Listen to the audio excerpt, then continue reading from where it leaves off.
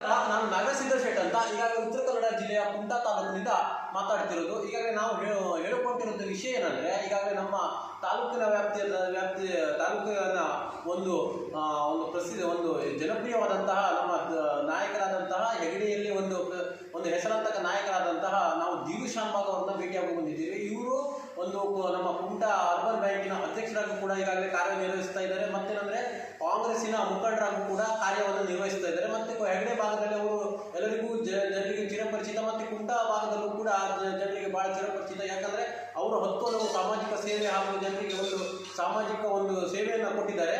ನಮಸ್ಕಾರ ದೀರು ಶಾನ್ಭಾಗ್ ಅವರೇ. ಈಗಾಗಲೇ ನಾವು ನಮ್ಮ ಯೂಟ್ಯೂಬ್ ಮುಖಾಂತರ ವಾಹಿನಿ ಮುಖಾಂತರ ನಿಮಗೆ ನಾವು ಸಂದರ್ಶನ ಕೇಳ್ಕೊಳ್ತಾ ಇದ್ದೀವಿ. ಮತ್ತೇನಂದ್ರೆ ಈಗಾಗಲೇ 20 ವರ್ಷಗಳ ಹಿಂದೆ ನಾವು ಕುಮಟಾ ಅರ್ಬನ್ ಬ್ಯಾಂಕ್ ಅನ್ನ ಸಂಪೂರ್ಣವಾಗಿ ಮುಳುಗಡೆ ಆಗಿದೆ ಅನ್ನುವಂಥ ಒಂದು ಸುದ್ದಿ ಹಬ್ಬಿತ್ತು. ಅದನ್ನು ನೀವು ಮತ್ತೆ ಕಟ್ಟಿತರುವಂಥ ಕಾರ್ಯವನ್ನು ಯಾವ ರೀತಿ ಮಾಡಿದ್ರಿ? ಯಾಕಂತ ಕೇಳಿದ್ರೆ ಎಲ್ಲರೂ ಕೂಡ ಹಣವನ್ನು ತೆಗೆದುಕೊಂಡು ಹೋಗುವಂಥದ್ದು ಮಾಡಿದಾಗ ನೀವು ಅವರನ್ನು ನಂಬಿಕೆಗೆ ಹೇಗೆ ತಗೊಂಡ್ರಿ? ಅದ್ರ ಬಗ್ಗೆ ಸ್ವಲ್ಪ ನಮಗೆ ವಿಸ್ತಾರವಾಗಿ ಹೇಳ್ತೀರಾ? ಈಗಾಗಲೇ ನಿಮಗೆ ನಮಸ್ಕಾರ, ನಿಮ್ಮ ಟಿ ವಿಯವರಿಗೆ. ನಾವು 2013ರಲ್ಲಿ ನಮಗೆ ನನಗೆ ಅರ್ಬನ್ ಬ್ಯಾಂಕಿನ ಅರಿವು ಭಾಳ ಕಡಿಮೆ. ಬ್ಯಾಂಕಿನ ಅರಿವು ಅಂದರೆ ನಾನು ಬಿಸ್ನೆಸ್ ಮಾಡಿದ್ದೀನಿ. ಬ್ಯಾಂಕಿನ ಅರಿವು ನಮ್ಮಲ್ಲಿ ಕುಮಟಾದವರು, ನಮ್ಮ ಸಮಾಜದವರು ಸುಮಾರು ಜನ ಬಂದರು. ನೀವು ಅಲ್ಲಿ ಅಧ್ಯಕ್ಷತೆ ಬ್ಯಾಂಕ್ ಚುನಾವಣೆ ನಿಲ್ಲಬೇಕು ಬಂದರು. ನಾಳೆ ಬ್ಯಾಂಕಿನ ನಂಗೆ ಐಡಿಯಾ ಏನಿಲ್ಲಪ್ಪ, ಸುಮ್ಮನೆ ನಿಂತರಲ್ಲಿ ಬ್ಯಾಂಕ್ ಈಗಾಗಲೇ ಪರಿಸ್ಥಿತಿ ಭಾಳ ಗಂಭೀರ ಉಂಟು ಅಂದರೆ ಬ್ಯಾಂಕ್ ಪೂರ್ಣ ಕಂಪನಿಯಾಗಿ ನಾನು ತಿಳಿದಬೇಕಾದ್ರೆ ಬ್ಯಾಂಕ್ ಮುಚ್ಚುವ ಇದು ಪ್ರಸಂಗದಲ್ಲಿತ್ತು. ಇಲ್ಲ ನಿಮ್ಮ ಕೈಲಿ ಆಗ್ತದೆ ಹೇಳುವಂಥ ನಾನು ಜನರ ಹತ್ರ ಮಾತಾಡಿಲ್ಲ. ನಿಮಗೆ ಬಂದು ನೀವು ಒಂದ್ಸಲ ಕೇಳಿ ನೋಡುವ, ಆಶೀರ್ವಾದ ಮಾಡ್ತೀವಂದರು. ಅದೇ ಪ್ರಕಾರ ನಮಗೆ ಜನ ಆಶೀರ್ವಾದನೂ ನಮ್ಮದು ಒಟ್ಟು ಬ್ಯಾಂಕ್ ನಮ್ಮದೇ ಬ್ಯಾಚ್ ಬಂತು. ನಮ್ಗೆ ಆಶೀರ್ವಾದ ಮಾಡಿದ್ರು. ನನಗೆಲ್ಲ ಕೂಡಿ ಅಧ್ಯಕ್ಷರು ಮಾಡಿದ್ರು. ಉಪಾಧ್ಯಕ್ಷರು ನಮ್ಮ ಅಶೋಕ ಶಾನ್ಭಾಗರಾದರು. ಎಲ್ಲ ನಮ್ಮ ವಿಶ್ವಾಸ ನಮ್ಮ 13-14 ಜನ ನಮ್ಮ ಜನ ಪ್ರಾಮಾಣಿಕ ಜನ ಇದ್ದರು. ಒಳ್ಳೆ ನಮ್ಮ ಸಹಕಾರ ಆಯಿತು. ಅಲ್ಲಿ ಬ್ಯಾಂಕ್ ಹೋದಾಗ ಕಟ್ಟಬಾಕಿ ಭಾಳ ಇತ್ತು. ಕಟ್ಟಬಾಕಿ ಇದ್ದಾಗ ಏನು ಮಾಡ್ಬೇಕು ಅಂತಂದ್ರೆ ಒಂದು ಸೆಟ್ಲ್ಮೆಂಟ್ ಮಾಡಬೇಕು. ಒಂದು ಗೌರ್ಮೆಂಟ್ ಇದುಂಟು. ಇದಂದರೆ ನಿಮ್ಮದು ಒನ್ ಸೈಡ್ ಸೆಟ್ಲ್ಮೆಂಟ್ ಹೇಳಿ ಸಾಧಾರಣ 25-30 ಕೋಟಿ ರೂಪಾಯಿ ಬರುವಂಥ ಹಣ ಇತ್ತು. ಹಣ ಇರಬೇಕಾದ್ರೆ ನಾವು ಎಲ್ಲ ಜನರಿಗೆ ನಂಬಿಸಿಕೊಂಡು ಎಲ್ಲ ನಾವು ತುಂಬ್ತಿದ್ದೆ. ಒಂದು ಸೈಡ್ ಸೆಟ್ಲ್ಮೆಂಟ್ ಮಾಡಿ. ನಾನು ದೇಶಪಾಂಡೆ ಸಚಿವರಿದ್ದಾಗ ದೇಶಪಾಂಡೆ ಭೇಟಿ ಆದೆ. ಹಿಂಗೆ ಉಂಟೆ ಅಂದರು. ಅವರು ಭಾಳ ಚಿಂತಾಜನಕ ಉಂಟಂದು ಚೆನ್ನಪ್ಪ ಗೌಡ ಅನ್ಕೊಂಡು ಅಲ್ಲಿ ನಮ್ಮ ಜಾಯಿಂಟ್ ಡೈರೆಕ್ಟರ್ ಚೆನ್ನಪ್ಪ ಗೌಡ ಬೆಂಗಳೂರು ಚೆನ್ನಪ್ಪ ಗೌಡ ಅವ್ರು ನಮ್ಗೆ ಜೋರು ಮಾಡಿದ್ರು. ಏನು ರೀ ಬ್ಯಾಂಕ್ ಮುಳುಗೋಗಿ ಹಾಗೆ ಹೆಂಗೆ ಲಟ ಬಿಟ್ಟು ಇಲ್ಲ ಸ್ವಲ್ಪ ಹಿಂಗೆ ಉಂಟು. ಅವ್ರು ನಮ್ಗೆ ನಂಬಿದ್ರು. ಆ ಒಂದು ಸೈಡ್ ಸೆಟ್ಲ್ಮೆಂಟಿಗೆ ಕೊಟ್ಟರು. ನಮಗೆ ಜನ ಮಾಡಿಕೊಳ್ಳಿ ಪ್ರಮಾಣ ಸ್ವಲ್ಪ ದುಡ್ಡು ಬಂತು. ಕುಮಟಾ ನಮ್ಮ ಗ್ರಾಹಕರು, ನಮ್ಮ ಮಠದಿರ್ಬೋದು, ಶಾಂತಿಕಾಮೇಶ್ವರ ದೇವಸ್ಥಾನ, ಮತ್ತು ಮಾಸೇವ್ ಮತ್ತು ಲೋಕಲ್ ಪಬ್ಲಿಕ್ ಅವರು ಎಫ್ ಡಿ 5-10 ಕೋಟಿ ಎಫ್ ಡಿ ಆಯಿತು. ಸ್ವಲ್ಪ ಧೈರ್ಯ ಬಂದಾಗ ನಾವು ಸಾಲ ಕೂಡ ಮಾಡಿದ್ರು. ನಾವು ದುಡ್ಡು ಇಟ್ಟರು, ಜನ ನಮ್ಮ ನಂಬಿಕೆ ಇಟ್ಟರು, ನಮ್ಮಲ್ಲಿ ವಿಶ್ವಾಸ ಇಟ್ಟರು. ಈಗ ನಾವು ಈ ವರ್ಷ ನಾವು 55 ಕೋಟಿ ನಮ್ಮ ಟೋಟಲ್ ಬ್ಯಾಲೆನ್ಸ್ ಇದು. ನಮ್ಮ ಟರ್ನ್ ಓವರ್ 40 ಕೋಟಿ ಉಂಟು, ಮಿಕ್ಕು ಉಂಟು. ನಮ್ಮ ಬ್ಯಾಂಕಿಗೆ ಇವತ್ತಾಗಲಿ ನಾವು 55 ಲಕ್ಷ ನಾವು ಫಾಯ್ದೆಗೆ ಆಗಿದೆ ಎಲ್ಲ ಹೋಗಿ. ಅಂದರೆ ವಿತ್ ಟ್ಯಾಕ್ಸ್ ತುಂಬಿ 73 ಲಕ್ಷ ಆಗಿದೆ. 23 ಟ್ಯಾಕ್ಸ್ ಹೋಗ್ತದೆ. 23 ಪ್ರಾಫಿಟ್ ಇಲ್ಲಿ ಉಂಟು. ಹಾಗಾಗಿ ನಾವು ಬಂದಂದ್ರೆ ಒಂದು ಬ್ರಾಂಚ್ ಅವರು ಬ್ರಾಂಚು ಉದ್ಘಾಟನೆ ಮಾಡಿತ್ತು. ಈಗ ಬ್ಯಾಂಕು ಸುಳ್ಳಿತವಾಗ ದುಸ್ಥಿತಿ ಉಂಟು. ಆಯಿತು. ಈಗ ಬ್ಯಾಂಕ್ ಮುಳುಗಡೆಯಲ್ಲಿ ನಿಮ್ಮ ಪ್ರಮುಖ ತಾಣಗಳು ಯಾವ ರೀತಿ ಎದ್ದು ಕಾಣ್ಬೋದು ಅದರಲ್ಲಿ? ಯಾಕಂತ ಕೇಳಿದ್ರೆ ಅದು ತಾಣಕ್ಕೆ ಏನಾದರೂ ಕೆಲಸ ಮಾಡ್ತಾ ನಿಮ್ಮವರೇ ನಿಮಗೆ ಇದು ಮಾಡುವಂಥ ಬ್ಯಾಂಕನ್ನು ತೇಜೋವಧೆ ಮಾಡುವಂಥ ಕೆಲಸವನ್ನು ಮಾಡಿದ್ರ? ಅದ್ರ ಬಗ್ಗೆ ನಿಮ್ಗೆ ಏನಾದರೂ ಆ ಮಾಹಿತಿಯನ್ನು ತಗೊಂಡು ನೀವು ಬ್ಯಾಂಕಿನ ಅಧ್ಯಕ್ಷರಾಗ? ಈಗ ನಾನು ಫಸ್ಟ್ ಎಲ್ಲ ಗ್ರೌಂಡ್ ನೋಡ್ಕೊಂಡಿದ್ದೆ. ಆ ಬ್ಯಾಂಕಿನ ಪರಿಸ್ಥಿತಿ ಎಲ್ಲ ಗ್ರೌಂಡ್ ನೋಡಿದೆ. ಅಲ್ಲಿ ಬ್ಯಾಂಕು ಸ್ಟಾಫ್ಗಳು ಬಂದಿದ್ದಾರೆ. ಆ ಬ್ಯಾಂಕಿನ ಸ್ಟಾಫ್ಗಳು ಪ್ರಾಮಾಣಿಕವಾಗಿ ಕೆಲಸ ಮಾಡಿ ಪುಕ್ಕಟ್ಟೆ ಕೆಲಸ ಮಾಡಿದ್ದಾರೆ. ಆ ಪ್ರಾಮಾಣಿಕತನ ಸ್ಟಾಪ್ ಮಾಡೋದ್ರಿಂದ ಬ್ಯಾಂಕ್ ಉಳಿಲಿಕ್ಕೆ ಸಾಧ್ಯ ಆಯಿತು. ಈಗ ಹಳಿಯಾಳ ಬ್ಯಾಂಕಲ್ಲಿ ಮುಳುಗೋಯ್ತು. ಅಲ್ಲಿ ಮುಳುಗಲಿಕ್ಕೆ ಅವ್ರು ಕೊಡಲಿಲ್ಲ. ಅವ್ರ ಕಷ್ಟ ಅವ್ರು ಬರುವಂಥ ಸ್ಯಾಲರಿ ಭಾಳ ಕಡಿಮೆ ಇತ್ತು ಅವರಿಗೆ. ಅವ್ರು 15,000 ಕೆಲಸ ಮಾಡಿದ್ದಾರೆ ಆ ಸ್ಟಾಫ್ಗಳು. ಅವ್ರಿಗೆ ನಾವು ಇವತ್ತು ನೆನೆಸ್ಬೇಕಾಗಂದ್ರೆ ಆ ಸ್ಟಾಫ್ ಇರೋದ್ರಿಂದ ಬ್ಯಾಂಕ್ ಉಳಿತು. ಇವತ್ತು ಕುಮಟಾ ಒಂದು ಆಸ್ತಿ 10 ಕೋಟಿ ರೂಪಾಯಿ ಆಸ್ತಿ ಉಂಟು. ಹಾಗೆ ಆಸ್ತಿ ಆ ಸ್ಟಾಫ್ದವರಿಂದ ಬ್ಯಾಂಕಿಗೆ ಒಂದು ಚಾಲನೆ ಕೊಡಲಿಕ್ಕೆ ಸಾಧ್ಯ ಆಯಿತು. ಈಗಾಗಲೇ ನೀವು ಹಳೆಯದಾಗಿ 20 ವರ್ಷದ ಹಿಂದಿನ ಮುಳುಗಡೆ ಅಂತ ಅದ್ರ ಬಗ್ಗೆ ಏನಾದ್ರು ಮಾಹಿತಿನ ಕಲೆ ಹಾಕಿದ್ದಾರೆ? ಯಾರು ಮುಳುಗಡೆ ಆಗುವಂತ? ಅದೇನಾಯ್ತು, ನಾವು ಶೇರ್ ಮಾರ್ಕೆಟ್ ಹೋಗಿ ಅದು ಫಾಲೋ ಮಾಡಲಿಲ್ಲ. ಅದು ಏನಾಗಿದೆ ಕೇಳಿದ್ರೆ ಮೊದಲು ಆ ಬ್ಯಾಂಕಿಗೆ ಹೆಸರುವಾದ 113 ವರ್ಷದ ಬ್ಯಾಂಕ್ ಅದು ಹಾಗೆ ಇವರು ಎಲ್ಲ ಪ್ರಯತ್ನ ಮಾಡಿದ್ರು. ಡೈರೆಕ್ಟ್ರು ಎಲ್ಲ ಪ್ರಯತ್ನ ಮಾಡಿದ್ರು ಆ ಬ್ಯಾಂಕಿಗೆ ಒಳ್ಳೆ ಅವರು ತಮ್ಮದೇ ಆದ ಈ ಲೈನಿಗೆ ಹೋದಿಂದ ಬ್ಯಾಂಕಿಗೆ ಅವಮುಖ್ಯ ಆಗಲಿಕ್ಕೆ ಕಾರಣವಾಯಿತು. ಆಯಿತು. ಈಗಾಗಲೇ ಬ್ಯಾಂಕಿಂಗ್ ವಿಷಯ ಹೊರತಾಗಿ ಈಗಾಗಲೇ ನೀವು ಕಾಂಗ್ರೆಸ್ ಪಕ್ಷದಲ್ಲಿ ಸಕ್ರಿಯವಾಗಿ ಕೆಲಸವನ್ನು ಮಾಡ್ತಾ ಇದ್ದೀರಾ. ಈಗಾಗಲೇ ಹೆಗಡೆ ಭಾಗದಲ್ಲಿ ಒಂದು ಮೇಲ್ಸೇತುವೆ ಸೇತುವೆ ನಿರ್ಮಾಣ ಆಗ್ತಾ ಇದೆ. ಸೇತುವೆ ನಿರ್ಮಾಣದ ಬಗ್ಗೆ ಅದರ ಏನಾದರೂ ಪರಿಶೀಲನೆ ಬಗ್ಗೆ ಮತ್ತೇನಾದರೂ ನಿಮ್ಮ ರೂಲಿಂಗ್ ಏನು ಆಡಳಿತ ಕೂಡ ಸರ್ಕಾರ ಏನಿದೆ ಅದ್ರ ಬಗ್ಗೆ ಏನಾದರೂ ಅಲ್ಲೇ ಏನಾದರೂ ನಿಮಗೆ ಅವ್ಯವಸ್ಥೆಯನ್ನು ಕಂಡು ಬಂದಿದೆಯಾ? ಇಲ್ಲಾಂದರೆ ಅದ್ರ ಬಗ್ಗೆ ನೀವೇನಾದರೂ ಮಾಹಿತಿಯನ್ನು ಕೊಡ್ತಾ ಇದ್ದೀರಾ ಸರ್ಕಾರಕ್ಕೆ? ಈಗಾಗಲೇ ಬ್ರಿಡ್ಜು ಭಾಳ ವರ್ಷ ಹಿಂದೆ ಆಗಬೇಕಾಗಿತ್ತು. ಆ ಬ್ರಿಡ್ಜಿಂದ ಊರಿಗೆ ಅನುಕೂಲ ಉಂಟು, ಅನಾನುಕೂಲ ಎರಡೂ ಉಂಟು. ಈಗ ಏನಾಗಿದೆ, ನಮ್ಮ ಊರಲ್ಲಿ ಹಳ್ಳ ಬಂದಾಗ ಒಂದು ವಾರ ನೀರು ಬಸ್ಸೇ ಕೆಳಗೆ ಹೋಗುವುದಿಲ್ಲ, ಫ್ಲಡ್ ಬರ್ತದೆ. 1 ವೀಕ್ ಕೆಳಗೆ ಹೋಗುತ್ತೆ, ಸಾಧಾರಣ 10 ಮೀಟರ್ ನೀರು ನಿಲ್ತದೆ. ಈಗಾಗಲೇ ಈ ಹೊಳೆಗೆ 4 ಬ್ರಿಡ್ಜ್ಗಳಾಗಿವೆ. ಆ ಬ್ರಿಡ್ಜ್ಗಳಾಗಿ ಮುಳುಗಡೆ ಪ್ರದೇಶಗಳಾಗಿ ಆಗಿದೆ. ಏನು ಡ್ಯಾಮ್ ಮುಳುಗಡೆ ಅಂದರೆ ಮುಳುಗಡೆ ರೈತರಿಗೆ ಏನು ಜನರಿಗೆ ಅನುಕೂಲ ಉಂಟು, ಅದು ಹೆಗಡೆ ಜನರಿಗೆ ಮಾತ್ರ ಅನುಕೂಲ ಆಗ್ತದೆ, ಬಿಟ್ಟರೆ ಬಾಕಿ ಜನರಿಗೆ ಅನುಕೂಲ ಆಗುದಿಲ್ಲ. ಈಗ ಅಲ್ಲಿಂದ ಆ ಅಘನಾಶಿನಿ ನದಿಯಿಂದ ಗಣಪತಿ ಟೆಂಪಲ್ ಬರುವ 3.5 ಕಿಲೋಮೀಟರ್ಗೆ ನಮ್ಮದು ಕೊಂಕಣ ರೈಲ್ವೆ ಟ್ರ್ಯಾಕ್ ಉಂಟು. ಎಲ್ಲ ಜನ ಬಂದಲ್ಲಿ ನಿಲ್ತಾರೆ, ಅಲ್ಲಿ ಬ್ರಿಡ್ಜ್ ಇಲ್ಲ. ಆ ಬ್ರಿಡ್ಜ್ ಮಾಡೋ ಪ್ರಯೋಜನ ಇಲ್ಲ, ನನ್ನ ಪ್ರಯೋಜನ ಇಲ್ಲ. ಈ ಕೊಂಕಣದಲ್ಲಿ ಬ್ರಿಡ್ಜ್ ಆದಾಗ ಮಾತ್ರ ಅದು ನಮ್ಗೆ ಅನುಕೂಲ ಆಗ್ತದೆ. ಆಯ್ತು. ಈಗಾಗಲೇ ದಿನೇಶ್ ಅನ್ಬಾಗ್ ಅವರೇ, ಈಗಾಗಲೇ ನಮ್ಮ ನೋಡಿ ಈಗ ಅಘನಾಶಿನಿ ಭಾಗದಲ್ಲಿ, ನಮ್ಮ ಶರಾವತಿ ಭಾಗದಲ್ಲಿ ಪಂಪ್ ಸ್ಟೋರೇಜ್ ಯೋಜನೆ ಬಂದಿದೆ. ಈಗ ಅಘನಾಶಿನಿಗೆ ಬಂದಿದೆ, ನಿಮ್ಮ ಕಾಲಪುರದಾಗೆ ಹತ್ರನೇ ಬಂದಿದೆ. ನಾವು ವಿರೋಧ ಮಾಡ್ತೇವೆ, ವಿರೋಧ ಮಾಡ್ತೀವಿ. ಆಯ್ತು, ಈಗ ನಿಮ್ಮ ಪಕ್ಷದಿಂದ ಮಾಡ್ತಿದ್ದೀವಿ, ನೀವು ಪಕ್ಷಾತೀತವಾಗಿ ವಿರೋಧ ಮಾಡ್ತೀವಿ. ನಮಗೆ ಊರು ಬೇಕು, ಜನ ಬೇಕು, ಊರು ಬೇಕು, ಸಂಪತ್ತು ಬೇಕು. ನಾವು ಜನ ಇದ್ರೆ ನಾವು ಜನ ವಿರೋಧ ಮಾಡ್ಕೊಂಡು ಮಾಡೋದು ಸರಿಯಲ್ಲ. ಈಗಾಗಲೇ ನಿಮ್ಮ ಇದ್ರ ಬಗ್ಗೆ ಹೇಳಿ. ಮತ್ತೇನಂದ್ರೆ ಈಗಾಗಲೇ ದಿನೇಶ್ ಅನ್ಬಾಗ್ ಅವರು ಕಾಂಗ್ರೆಸ್ ಟಿಕೆಟ್ ಆಕಾಂಕ್ಷಿಯಾಗಿದ್ದೀರಾ ಅಂತ ನಾವು ಕೇಳ್ತಾ ಇರೋದು. ನೋಡಿ, ಅದು ಭಾಳ ವರ್ಷದಿಂದ ಆಕಾಶ. ಈಗ ಏನಾಗಿದೆ, ಜಾತಿ ಲೋಪಗಳು ಹೆಚ್ಚಾಗಿದೆ, ಪ್ರಾಮಾಣಿಕ ಜನರಿಗೆ ಅವಕಾಶ ಇಲ್ಲ. ಈಗ ಏನಾಗಿದೆ, ಅವ್ರು ಬೆನ್ನು ಓಡ್ಲಿಕ್ಕೆ ನಾವು ಇಲ್ಲ. ನಾವು ಸೀಟಿಗೆ ಆಕಾಂಕ್ಷಿಗಳು ಕೊಟ್ಟರೆ ನಮ್ಮ ಸೇವೆ. ನಾವೀಗ ನೋಡಿ, ಅರ್ಬನ್ ಬ್ಯಾಂಕಿಗೆ ನಾನು 3ನೇ ಬಾರಿ ಆಯ್ಕೆ ಆಗಿದ್ದೇನೆ, APMC 4 ಬಾರಿ ಆಯ್ಕೆ ಆಗಿದ್ದೇನೆ, ಮಿರ್ಜಾನ್ ಪಂಚಾಯತಿಯಲ್ಲಿ ನಾನು ಸದಸ್ಯ 3 ಸಲ ಆಗಿ, 1 ಸಲ ಅಧ್ಯಕ್ಷ ಆಗಿ ಮಿರ್ಜಾನ್ ಕೋಟೆ ಉತ್ಸವ ಮಾಡಿದ್ದೇನೆ. ದೇವರು ನಮ್ಗೆ ಆಶೀರ್ವಾದ ಮಾಡಿದ್ರೆ ನಾವು ನಿಲ್ಲಿಕ್ಕೆ ರೆಡಿ ಇದ್ದೇವೆ. ಸೀಟ್ ಸಿಕ್ಕಿದ್ರೆ ಆಕಾಂಕ್ಷಿಯಾಗಿ ಮತ್ತು ಸಕ್ರಿಯವಾಗಿ ಮಾಡ್ಲಿಕ್ಕೆ ರೆಡಿದ್ದೇವೆ. ನಮ್ಮ ಮೇಲೆ ಜನ ವಿಶ್ವಾಸ ಇದೆ, ನಾವು 100% ಕೆಲಸ ನಮಗೆ ವಿಶ್ವಾಸ ಉಂಟು. ಜನ ಮೇಲೆ, ನಮ್ಮ ಎಲ್ಲ ಸಮಾಜ ಮೇಲೆ ನಮ್ಮ ಮೇಲೆ ಪ್ರೀತಿ ಉಂಟು. ಆಯ್ತು. ಈಗಾಗಲೇ ಕೊರೋನಾ ಸಮಯದಲ್ಲಿ ಸಾಮಾಜಿಕವಾದಂಥ ಸೇವೆಯನ್ನ ಮಾಡಿದ್ರಿ, ಅದು ಹಲವು ಜನರಿಗೆ ಇದು ಮಾಡಿದ್ರಿ. ನೀವು ಅದು ದಾಖಲಾತಿ ಸಮೇತ ನೀವು ಕಾಣಿಸ್ತಾ ಇದ್ದೀರಿ. ಇದು ನೋಡಿ, ನಾವು ನಮ್ಮ ಹೆಗಡೆಯಲ್ಲಿ ಈ ನಮನಿ ನೋಡಿ, ಈ ಥರ ನಾವು ಕೊರೋನಾ ನಮ್ಮ ಏನಾಗಿದೆ ಕೇಳಿದ್ರೆ, ಕೊರೋನಾದಲ್ಲಿ ಈ ನಮ್ಮ ಹೆಣ್ಮಕ್ಳು ಇದ್ರಲ್ಲ, ಆಶಾ ಕಾರ್ಯಕರ್ತರು, ಅವರು ಪ್ರಾಮಾಣಿಕವಾಗಿ ಕೆಲಸ ಮಾಡಿ ಅವ್ರಿಗೆ ಕಾಯಿಪಲ್ಯ ಕೊಡೋದು. ಈ ಕುಮಟಾ ಹಾಸ್ಪಿಟ್ಲಿಗೆ ಒಂದು ಅಲ್ಲಿ ಅವ್ರಿಗೆ ಏನಾಗಿದೆ ಕೇಳಿದ್ರೆ, ಸ್ಕ್ಯಾನಿಂಗ್ ಮೆಷಿನ್ ಇತ್ತು, ತಗೊಳ್ಬೇಕಾಯ್ತು. 174 ಡೊನೇಷನ್ ಮಾಡಿದ್ದೇನೆ, ಕೊಟ್ಟಿದ್ದೇನೆ. ಅದೇ ಪ್ರಕಾರ ಆಶಾ ಕಾರ್ಯಕರ್ತರು ಮಾಡಿದ್ದೇನೆ. ಇಲ್ಲಿ ನೋಡಿ, ಎಲ್ಲ ನಾವು ಈ ಭಾಗದೆಲ್ಲ ಜನರಿಗೆ ನೋಡಿ, ಇದು ಆಶಾ ಕಾರ್ಯಕರ್ತರು ಕೊಟ್ಟದ್ದು ಗೊತ್ತಾಯ್ತು. ಇದು ನೋಡಿ, ಆಶಾ ಕಾರ್ಯಕರ್ತರಿಗೆ ಇಲ್ಲಿ ನಾವು ತರಕಾರಿ ಕೊಟ್ಟದ್ದು. ಇದ್ರಲ್ಲಿ ನಮ್ಮ ಹತ್ರ ಎಲ್ಲ ದಾಖಲೆಗಳುಂಟು. ನಾನು ಲಾಸ್ಟ್ ಟೈಮ್ APMC ಅಧ್ಯಕ್ಷ ಆಗಿದ್ದೆ. ಇದು ದಾಖಲೆಗಳು ನಮ್ಮ ಹತ್ರ ಉಂಟು, ಎಲ್ಲ ದಾಖಲೆಗಳು, ಇವೆಲ್ಲ ದಾಖಲೆಗಳು ಉಂಟು. ಈಗ ನಾವು ನಮ್ಮ ಸೇವೆ ನಾವು ಮಾಡ್ತೇವೆ. ನಾವು ಇಡೀ ಪ್ರಪಂಚದ ಎಲ್ಲ ಪೇಪರ್ ಪತ್ರಿಕೆ ಬರಲ್ಲ. ನಾವು APMCಯಿಂದ ಮುಖ್ಯಮಂತ್ರಿಗೆ 15 ಲಕ್ಷ ರೂಪಾಯಿ ನಿಧಿನ ಕೊಟ್ಟಿದ್ದೇನೆ, APMCಯಿಂದ ಕೊರೋನಾ ಟೈಮ್ನಲ್ಲಿ. ಆಯ್ತು. ಈಗಾಗಲೇ ದಿನೇಶ್ ಅನ್ಬಾಗ್ ಅವರೇ, ಈಗಾಗಲೇ ನೀವು ಕುಮಟಾದೆಲ್ಲ ಆಯ್ತು, ಈಗಾಗಲೇ ನೀವು ಒಂದು ಕ್ಷೇತ್ರ ಅಂದಮೇಲೆ ಗೋಕರ್ಣ ಆಗಿರ್ಬೋದು, ಹೊನ್ನಾವರ ಆಗಿರ್ಬೋದು, ಹೊನ್ನಾವರ ಭಾಗದಲ್ಲಿ ನಿಮ್ಮ ಕೊಡುಗೆ ಯಾವ ರೀತಿ, ಕೆಲಸ ಕಾರ್ಯಗಳು ಯಾವ ರೀತಿ? ಹೊನ್ನಾವರದಲ್ಲಿ ಪ್ರತಿಯೊಂದು ಕಾರ್ಯಕ್ರಮ ಕರೆದಾಗ ನಾವು ಹೋಗ್ತಾ ಇದ್ದೇನೆ.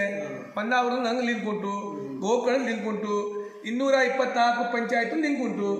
ಇಲ್ಲಿ 224 ಪಂಚಾಯತಲ್ಲಿ ನಮ್ಗೆ ಏನೇನು ಮಾಡಬೇಕು, ಚುನಾವಣೆಯ ಒಂದೇ ಸಲ ಟೈಮ್ನೆಲ್ಲ ನಮ್ದು ಹೆಸರು ಈಗಾಗಲೇ 20 ವರ್ಷದ ಜನ ನನ್ನ ದಿನೇಶ್ ಅನ್ಬಾಗ್ ಅವರು ಈಗಾಗಲೇ ಕಾಂಗ್ರೆಸ್ ಪಕ್ಷದವ್ರ ಜೊತೆ ನೀವು ನಿಮ್ಮ ಒಡನಾಟ ಆಗಿರ್ಬೋದು, ನಿಮ್ಮ ಬಾಂಧವ್ಯ ಆಗಿರ್ಬೋದು, ಯಾವ ರೀತಿ? ನಮಗೆ ಕಾಂಗ್ರೆಸ್ ಪಕ್ಷದ ಹೈಕಮಾಂಡ್ ಅಲ್ಲಿ ಒಳ್ಳೆ ನನಗೆ ಒಡನಾಟ ಉಂಟು.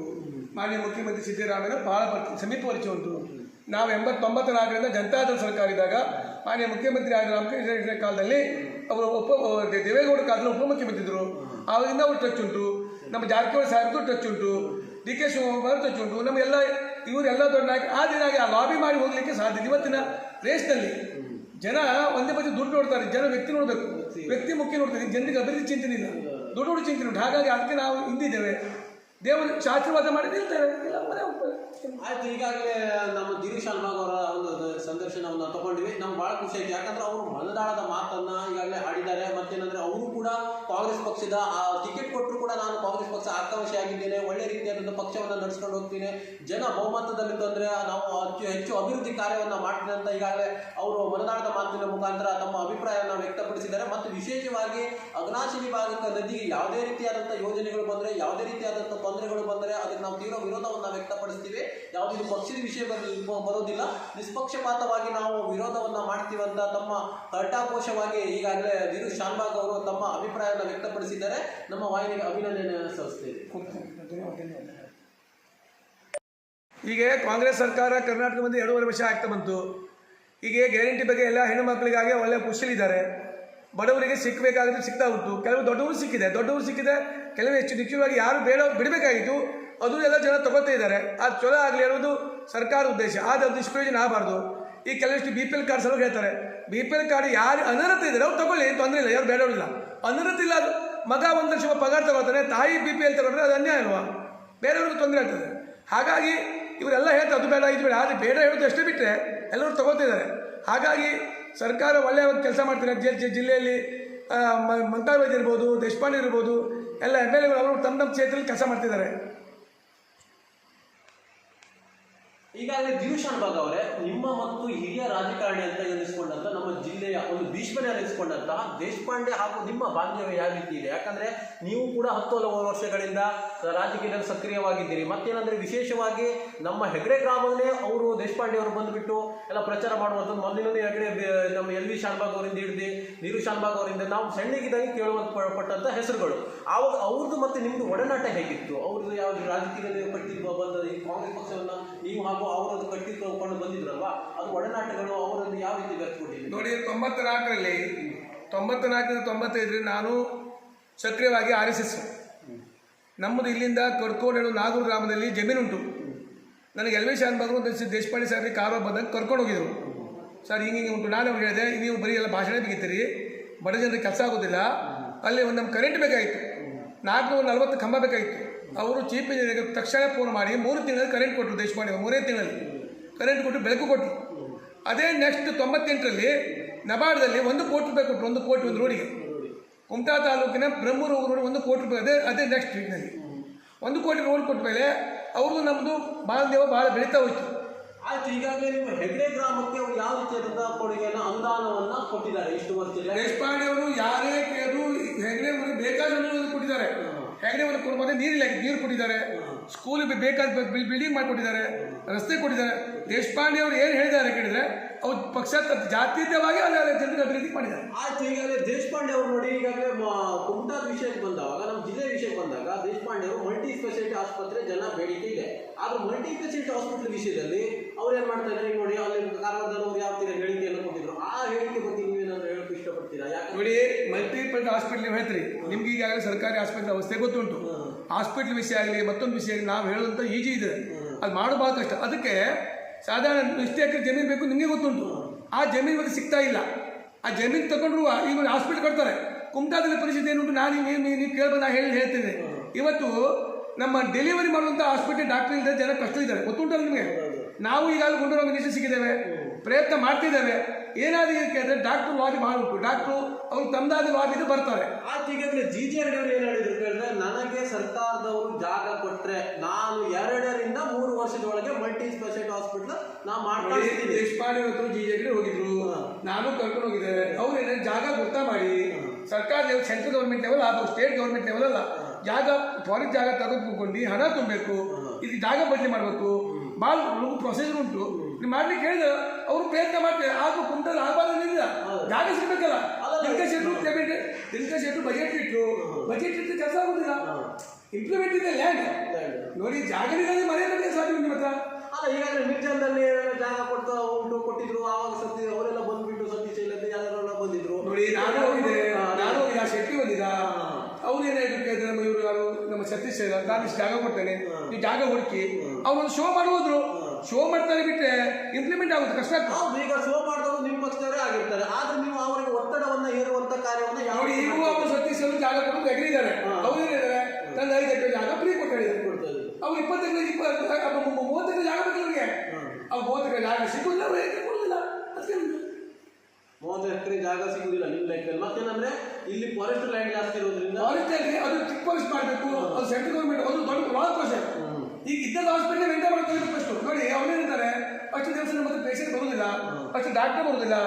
ಡಾಕ್ಟರ್ ನೋಡಿ, ಈಗ ನೀವು ನೋಡ್ತಿದ್ರಿ ಕುಮಟಾಲಿ ಗೌರ್ಮೆಂಟ್ ಹಾಸ್ಪಿಟಲ್ ಒಳ್ಳೆ ಚೆನ್ನಾಗಿ ಇರ್ತಾ ಉಂಟು, ಒಳ್ಳೆ ಎಲ್ಲ ಡಾಕ್ಟರ್ ಟ್ರಾನ್ಸ್ಫರ್ ಮಾಡಿಬಿಟ್ರು. ಸರ್ಕಾರಿ ನಮ್ಮ ಟ್ರಾನ್ಸ್ಫರ್ ಮಾಡಿದ್ದಾರೆ. ಮತ್ತೆ ಯಾವಾಗಾಯಿತು ನಾವು ಈಗ ಕುಮಟಾ ಹಾಸ್ಪಿಟಲ್ ನಲ್ಲಿ ಏನ್ ಮಾಡ್ತಾ ಇದ್ರಿ ಕೇಳಿದ್ರೆ, ಹೆಚ್ಚುವರಿ ಚಿಕಿತ್ಸೆಗೆ ಅಂತ ಯಾರು ಬರ್ಕೊಡ್ತಾ ಇದ್ದಾರೆ. ಹೆಚ್ಚುವರಿ ಅವರು ತಗೊಂಡು ಹೋಗೋದ್ರೊಳಗೆ ಅರ್ಧ ದಾರಿಯಲ್ಲೇ ಹಸು ನಿಗ್ತಾ ಇದ್ದಾರೆ. ಇದು ಅದು ಮನುಷ್ಯನಿಗೆ ಟೈಮ್ ಅದು ಹೆಚ್ಚುವರಿ ಬಿಟ್ಟು ಅಂತ ಹೇಳೋದು ಕರೆಕ್ಟ್. ಆದರೆ ಫೆಸಿಲಿಟಿ ಮಾಡಬೇಕು ಭಾಳ ಕಷ್ಟ ಉಂಟು ಈಗೀಗ. ಅದಲ್ಲ ಈಜಿ ಇಲ್ಲ ಅಂತಲ್ಲ. ಈಗ ಸರ್ಕಾರದ ಹತ್ರ ಯಾವ್ದು ಬಾಕಿ ಜಿಲ್ಲೆಯಲ್ಲಿ ಆಗ್ತದೆ, ಇಲ್ಲಿ ಜಿಲ್ಲೆಯಲ್ಲಿ ಆಗೋದಿಲ್ಲ. ಯಾಕಂತ ಕೇಳಿದ್ರೆ ಇಲ್ಲಿಯ ಜಿಲ್ಲೆಯ ಜನರಿಗೆ ಸರ್ಕಾರಕ್ಕೆ 6 ಕ್ಷೇತ್ರದ ಒಂದು ಶಾಸಕರು ಬೇಕು, ಮತ್ತೆ ಇಲ್ಲಿಯ ಟ್ಯಾಕ್ಸ್ ಬೇಕು, ಕರ ಬೇಕು. ಇಲ್ಲಿರೋ ನಮ್ಮ ನೋಡಿ ಅರಣ್ಯ ಭಾಗದಿಂದ ಬಹಳಷ್ಟು ಟ್ಯಾಕ್ಸ್ ಹೋಗ್ತದೆ. ದೊಡ್ಡ ಜಿಲ್ಲೆ ಆಗಿರೋದ್ರಿಂದ ನಮ್ಮ ಕುಂಟ ಹೃದಯ ಭಾಗ ಆಗಿರೋದ್ರಿಂದ ಆ ಕುಂಟಗೆ ನಮ್ಗೆ ಬಂದ್ರೆ ಬಹಳ ಅನುಕೂಲ ಆಗ್ತದೆ. ಪ್ರಯತ್ನ ನಡೀತಾ ಉಂಟು, ಪ್ರಯತ್ನ ಆಗ್ತದೆ. ಮನೆ ಬಜೆಟ್ ಅಲ್ಲೂ ಮೊನ್ನೆ ಮಾತಾಡಿದ್ದಾರೆ, ಅದು ಆಗ್ಬೇಕು. ಆದರೆ ಅದ್ರ ಮೇಲೆ ಬೆನ್ನಿ ಬೀಳಬೇಕು ಅಷ್ಟೇ. ಹೋಗೋದು ಅದು ಈಗಾಗಲೇ ನೀವು ಕಾಂಗ್ರೆಸ್ಸಿನ ಮುಖಂಡರು ಅನ್ಸ್ಕೊಂಡವರು ಅದ್ರ ಬಗ್ಗೆ ಸ್ವಲ್ಪವಾದಂತ ಮೇಲ ನಾಯಕರನ್ನ ಮನವರಿಕೆ ಮಾಡುವಂತ ನಾವು ಮಾಡ್ತಿದ್ದೇವೆ. ನಾವು ಕಾರ್ಯಕ್ರಮ ನಾವಾಗಲಿ ನಮ್ಮ ಇವರು ಹೇಳಿದ್ದಾರೆ, ನಮ್ಮ ಮಂತ್ರಾಲಯ ಹೇಳಿದ್ದಾರೆ ಮಾಡ್ಬೇಕಂತ. ಮಂತ್ರಾಲಯ ಲಾಸ್ಟ್ ನಾನೇ ಮಾತಾಡಿದ್ದಾರೆ, ಪ್ರಯತ್ನ ಉಂಟು. ಅದು ಇವತ್ತಾಗಿ ಪರಿಸ್ಥಿತಿ ನಿಮ್ಗೆ ಮತ್ತೆ ನಾನು ಹೇಳ್ಬೇಕು. ಇವತ್ತು ವ್ಯವಸ್ಥೆ ಮೇಲೆ ಗೊತ್ತುಂಟು, ಒಂದು ಜಿಗಿದ್ರು ಒಂದು ದಿಗಿದ್ರು. ಹೀಗಾಗಿ ಅವ್ರು ಮುಂದಿನ ದಿವಸ ಆಗ್ಬೋದು ನನಗೆ ಕಾಣಿಸ್ತದೆ.